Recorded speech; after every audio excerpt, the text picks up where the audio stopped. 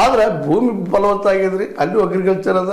ಯಾಕಂದ್ರೆ ಗಂಗಾ ನದಿ ಅಲ್ಲೇ ಹೋಗಿ ಕೂಡ್ತದೆ, ಮುಂದೆ ಹೋಗಿ ಬಾಂಗ್ಲಾದೊಳಗೆ ದೊಡ್ಡ ಪ್ರಮಾಣದ ನೀರಿನ ವ್ಯವಸ್ಥೆ ಐತಿ, ಬ್ರಹ್ಮಪುತ್ರದಲ್ಲಿ ಸೇರ್ತದೆ.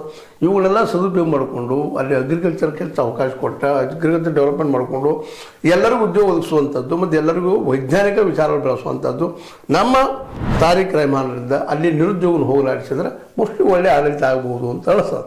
ಆದರೆ ಆ ದಿಶೆಯಲ್ಲಿ ಯಾವ ರೀತಿ ಕೆಲಸ ಮಾಡ್ತಾರೆ ಏನೋ ಗೊತ್ತಿಲ್ಲ.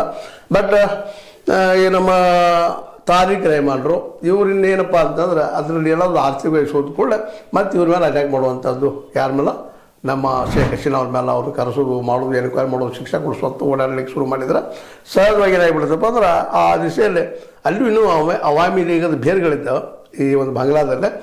ಮೋಸ್ಟ್ಲಿ ಅವ್ರು ಮತ್ತೆ ಇನ್ನೊಮ್ಮೆ ಪ್ರತಿಕ್ರಾಂತಿ ಇದೆ ಆಗ್ತಾ ಹೋಗುವಂಥ ಸಾಧ್ಯತೆಗಳು ಹೆಚ್ಚಾಗಿದ್ದಾವೆ.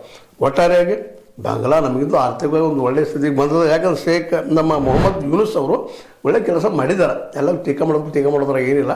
ಅಂಥ ಒಬ್ಬ ನಾಯಕರು ಆರ್ಥಿಕ ಸಮಾನತೆ ತರೋದ್ರಲ್ಲಿ ಯಶಸ್ವಿ ಆದ್ರೆ ಅದ್ರ ಜೊತೆ ರಾಜಕೀಯ ಸಮಾನತೆ ಬರಬಹುದು ಅಂತ ಒಂದು ತರ್ಕನೂ ಹೌದು, ವಾಸ್ತವನು ಅಂತ ಅನ್ನಿಸ್ತಾ ಇದೆ. ಯಾಕೆ ಇದುವರೆಗೆ ಆದಂಥ ಎಲ್ಲ ಆಡಳಿತಗಳು ಸೋತಿದ್ದಲ್ಲಿ ಅಂದರೆ ಡಿಕ್ಟೇಟರ್ಶಿಪ್, ನಾನಾ ಅಧಿಕಾರದಲ್ಲಿ ಇರಬೇಕು ಅನ್ನುವಂತಹ ಈ ಕೆಲವು ಪಕ್ಷಗಳ ನೋಡ್ರಿ, ನಮ್ಮಲ್ಲಿ ಕಾಂಗ್ರೆಸ್ ನಮ್ಮವರು ಬರಲಿ, ನಮ್ಮ ಮಕ್ಕಳು ಬರಲಿ ಅನ್ನೋಂಥದ್ದು. BJPಯಲ್ಲೇ ಒಂದಿಷ್ಟು ಹೊಸ ಪ್ರಭಾವ ತಿಳಿದ್ವಿ, ಅಲ್ಲೂ ಅಂಥ ಮಂದಿ ಸೇರ್ಕೊಂಡ್ಬಿಟ್ಬಿಟ್ಟಿದ್ದಾರೆ.